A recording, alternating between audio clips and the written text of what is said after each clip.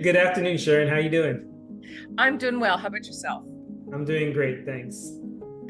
Thank you for joining me to join to Thank you for joining me to discuss your presidential candidacy and the upcoming SOA election, which is, I believe, voting has just now opened up this week. That's right.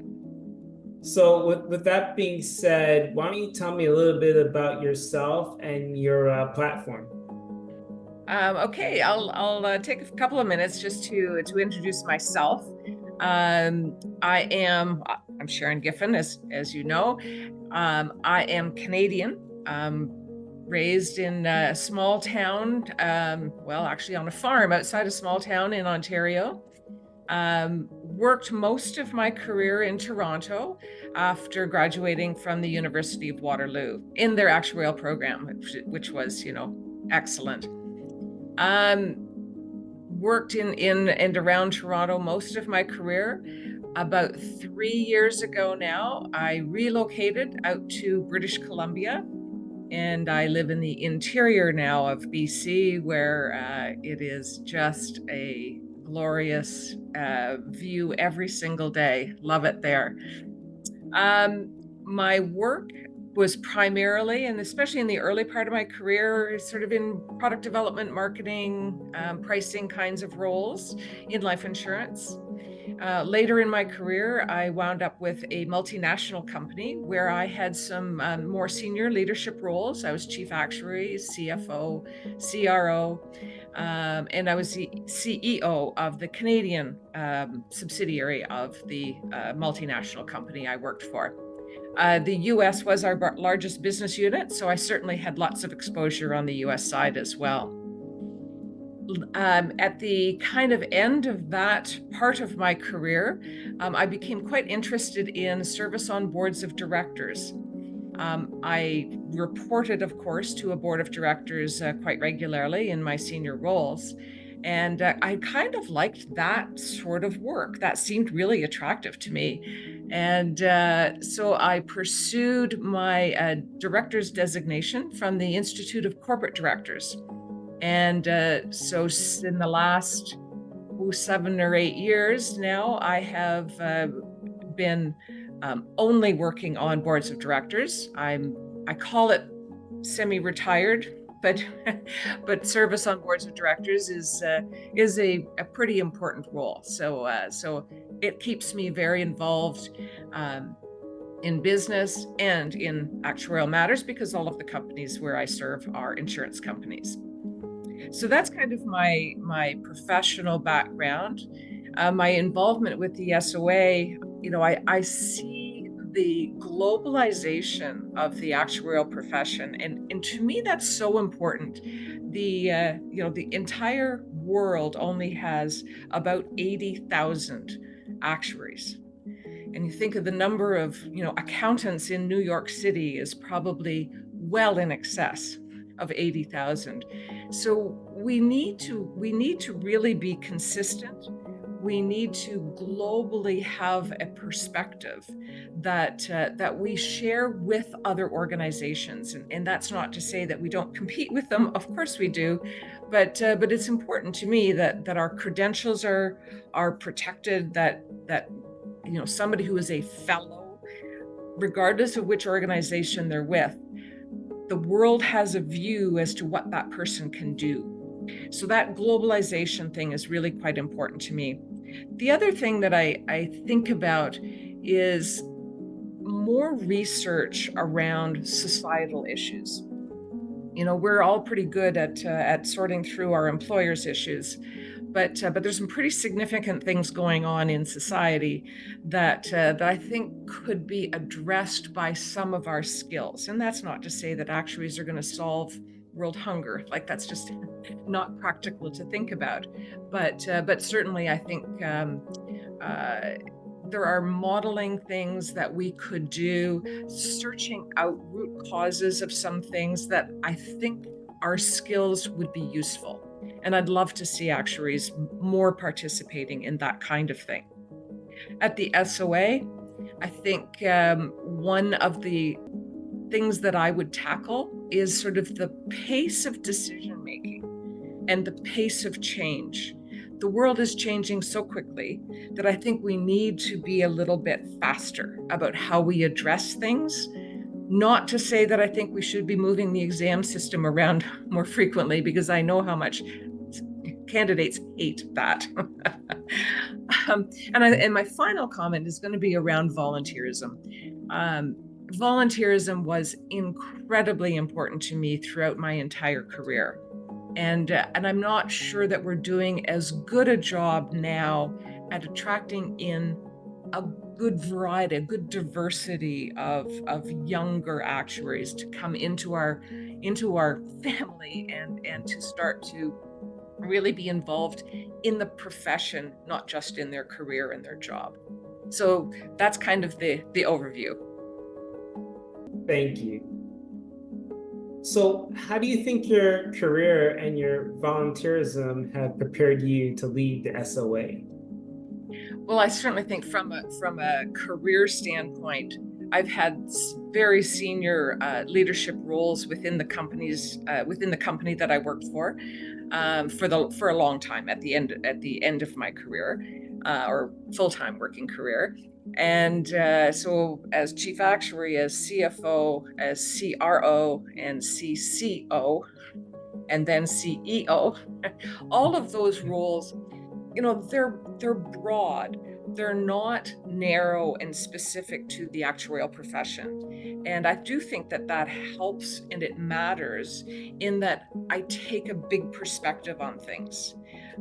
You have to be able to understand that the whole world, it's not in little silos and little boxes of roles and professions. Business happens across that spectrum. And I think the roles I've had, and partly I think it's because I've worked primarily in small to medium-sized companies where, as a senior person, you're involved in every decision. Like you're really truly involved in all aspects. And I think that helps when you're looking at leading an organization like the SOA, which is global, it's complex and sophisticated, and it truly needs somebody who has the ability to kind of bring all of those factors in together. On the volunteer side, I've probably been a lifelong volunteer, and that probably started before my actuarial career. Even as a kid, we did things to help out other people, but certainly throughout my entire career, I volunteered with the SOA and sometimes with the CIA, the Canadian Institute of Actuaries. I always have to say that with the people who are American, because it's not your CIA, it's ours. On the SOA board, I was a member of the leadership team. I chaired a couple of committees, so I had leadership roles right from my board service. I was also the president of the Canadian Institute of Actuaries, a Gold Award volunteer on their scale as well. I've also worked in a volunteer capacity with the what it was called at the time was the National Fraternal Congress of America, in the Actuaries section, the Actuaries Club of Toronto, the Canadian Life and Health Insurance Association. So many organizations that were relevant to insurance, but not always purely actuarial. Again, I think that breadth gives me the comfort and understanding of all of the aspects of the SOA and an ability to lead in all of those aspects. Not that I know everything. I certainly don't know every detail about every issue that's going on, but I have a capacity to learn quickly and to be able to apply leadership skills, even when I don't have all of the background myself. You have to rely on other people. That's quite the extensive resume you got there. So why do you think that your platform is the best direction for the SOA if you are elected president? Well, I think as I commented before, that there simply aren't that many actuaries in the entire world. I mean, so we do need to make sure that we are leveraging the very best that we have. I think that's a really important part on that globalization. I think it leads to the need for us to have a better facility for volunteerism. The way I was drawn into the, oh my goodness, excuse me. I'm going to take a little sip. Good time. Yep.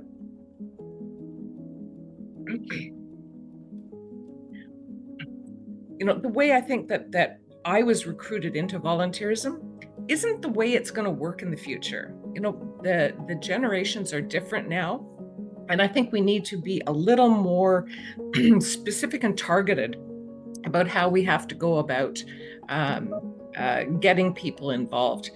I think my approach, which is around listening and finding ways to there are projects that will appeal to almost everybody, and there are important projects. So I think that's part of it, is to make sure that we do everything we can to attract volunteers into specific tasks that interest them. I think in my day, it was kind of everybody went into the exam system to grade or write questions. I don't think that suits everybody, and I think we need fewer of those. I think as machine tools get better and better, and we, maybe we even start applying AI to grading, maybe. I think there's space for more automation, fewer people. But we have lots of jobs that need people. And I think that's the thing, is to try to match better.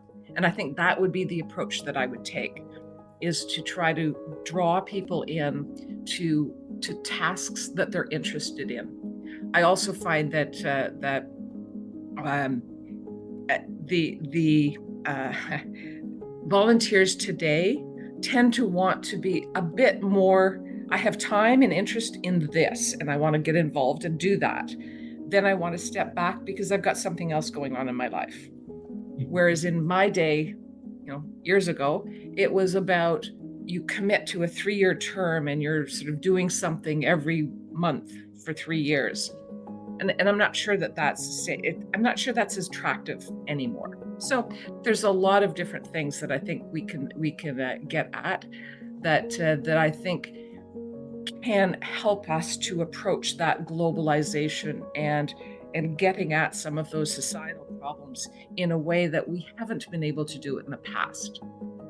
So, I just think that approach around, being a little more nimble, being a little more focused and flexible in how we apply people's talents, I think that would help. And I think that would make a big difference for the SOA. That's great. So you touched on this slightly already in your previous response, especially as it relates to AI, but just to ask the question a little bit more explicitly, what's your vision for the future of the actuarial profession as it relates to emerging risks and trends and industry demands and how we adapt to them? I mean, I think it almost goes without saying today that AI is going to be part of our work. It's going to be part of what we have to learn. It's going to be a tool that we continue to use throughout most of our careers, I suspect. I also think that AI can contribute to how does the SOA effectively and efficiently deliver services to members. Maybe there's a way AI can actually help the SOA as well, not just teaching us a new tool that we need for our jobs. So in the future, I think that we've got that better tools, better techniques, more use of data and more efficient use of data. And we will continue, though, to need our actuarial skills to make sure that the data makes sense, make sure that the information we're getting back from that artificial intelligence is actually reasonable. And that's a judgment thing. And, I think it will always require humans to apply that judgment, or at least in the foreseeable future. We need that human touch to make sure that we're interpreting the information out of AI correctly. So I do think that there's enormous opportunities ahead with respect to that globalization, use of more tools, more data, and I think that makes the future for actuaries really bright. I think there's just so many opportunities, and clearly we do need to break out of our insurance and retirement boxes. I think there are other businesses that could easily use our skills very, very efficiently. Thank you. So if you are elected president, how do you plan to engage SOA members across the different stages of their career to ensure that the organization remains relevant and supportive of their professional development? Yeah, I've touched on that a little bit. I think the key is that we need to understand that different generations, if you will have a different perspective and a different interest in how they want to be involved. And I think it's understanding that, doing the work to understand how to do that. I think the affiliate membership was a good, solid first step. I think that helps to draw in candidates earlier, or students even at high school earlier. I think that's a good thing. In Canada, we have the ASNA, the Actuarial Students National Association, an incredibly strong group of young folks who get together and invite organizations like the SOA to come and talk to them. I think those are the kinds of organizations we need to have great linkages with. We've talked a lot about, and we do some mentoring, but I also think there's some peer-to-peer mentoring that might be more useful. Certainly, I have mentored, but when I'm mentoring somebody who is early in their career, I probably don't relate to them as well as I could. And it's not because I'm not trying or don't want to, it's just that we're generations apart. And I think it's really important that we start to narrow that gap and make sure that people all the way along the chain get linked. And I think that's a really critical piece of that whole picture of getting people engaged. And that's across, whether it's with organizations like the IABA or OLA or the Abacus Actuaries. I mean, there are so many groups that I think all of those things need to be brought into the SOA so that we can actually see all of those linkages. Thank you. So as you know, I am the current IABA president, and I don't think I could have this discussion and it be complete without asking a few questions related to IABA. Of course. So the first one is, how do you plan to collaborate with organizations like IABA and others to advance diversity and inclusion in the actual profession? Well, it's hard to know exactly what, when you're running to be the president-elect of the SOA, you're not actually part of the board. So I don't know all of the activities that are going on right now. And I think that's sort of one of the awkward things about this is they may be doing something I don't know about. I do know that they have this new community model, which is substituting for the old sections. And I think in the old sections world, financial reporting, there wasn't really a specific concern or linkage, perhaps, between IABA or other industry groups into financial reporting. Not really relevant, but maybe there is in groups like leadership and development or entrepreneurialism and innovation. I have a hard time saying that one. And so there might be places where you could actually kind of officially plug in and have liaison roles back and forth. And I think that would get more touch points across the organization and sort of top to bottom and side to side, so that we don't find ourselves in a place where we're making a decision and we think, oh, I wonder what they would think, or that group or somebody else. I want us to know that. I want that to be part and parcel of, as we get to decisions, we already have had that consultation. I think that's partly, I think it was one of the US Secretaries of Health said, no decision about me without me. And that is a bit of a philosophy for me. I'm a female. I was a young actuarial student back in the 1980s, and I can tell you it wasn't always easy. I was the only woman in the room a good number of times, and probably more than once I was the token female hire, and that's not a happy place to be. I get that. We need to get plugged in across the board far more, not just sort of one at the top, side to side, but up and down through the organization. Thank you. And then what specific initiatives or policies do you think you would champion to increase the representation of Black actuaries and other underrepresented groups within the SOA and the broader actuarial community if elected president? Yeah, I think it really is about formalizing those linkages so that it's not one-offs, it's not an afterthought, it is just part of how we do business. I think that would be an important step along that way. I can't tell you I have a long list of programs in my back pocket that I think would help, but certainly, and I will go back to my usual topic of listening. Just listen. Try to really seriously hear people's concerns. I think society doesn't do that enough of that, and that's not the Society of Actuaries. That's just in our world. We don't do enough, and I think that would help. Thank you.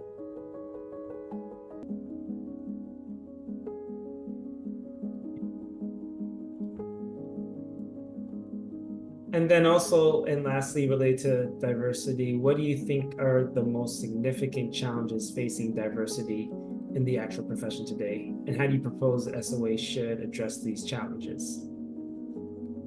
I think the challenge is probably pipeline. It's probably right back at getting people across the board from whatever background they're in to know what an actuary is and know whether or not that's an attractive career or profession for that person. So I think that communication and frankly, I think it's not always about cultural differences either, or racial differences. I think that can go across the board. So I do think pipeline is still a significant issue, and making sure that we are accessible, that people can get to us. I think the other comment I will always make when we have a conversation around diversity is diversity by itself isn't enough. It has to be about inclusion. And I mentioned being the token female. That's not diversity. That is having a token. And when you are truly part of the team, listened to, included, that's what we need to be aiming for. Not just about account, but truly about impact, and making sure that we are feeling the benefit of having a huge different variety of voices on any kind of question. And I'll go back to my thoughts around societal issues. That's a place where you just have to have all the different perspectives presented. There's no one person or group can make a decision that's going to solve societal problems, and we really need to work together. That's where I think the profession will be truly successful, if we could get there. Thank you. And lastly, for today's conversation, if you are elected president at the end of your presidency, how do you want to how would you measure success? Well, I think it's about, did I make a lasting difference? Did I achieve something that will impact the profession or the SOA over the long term? and positively, of course. And certainly when I think back to my term as the president of the CIA, one of the major changes that we made during my term, that I championed all the way through my term, and got final member sign off basically at the end of my tenure. A huge change, a huge governance change that I think was for the benefit of the profession and for the benefit of all actuaries, Canadian actuaries. And I really strongly feel so proud of that. That's the kind of impact that I would like to have again. Thank you. Well, that concludes the questions I had prepared for today's conversation. Thanks again for joining. Best of luck over the next couple of weeks, and hopefully things work out your way. Thank you very much, and thanks so much for the opportunity to talk to you. Appreciate it. Not a problem. Take care and enjoy the rest of your day. Thank you, you too.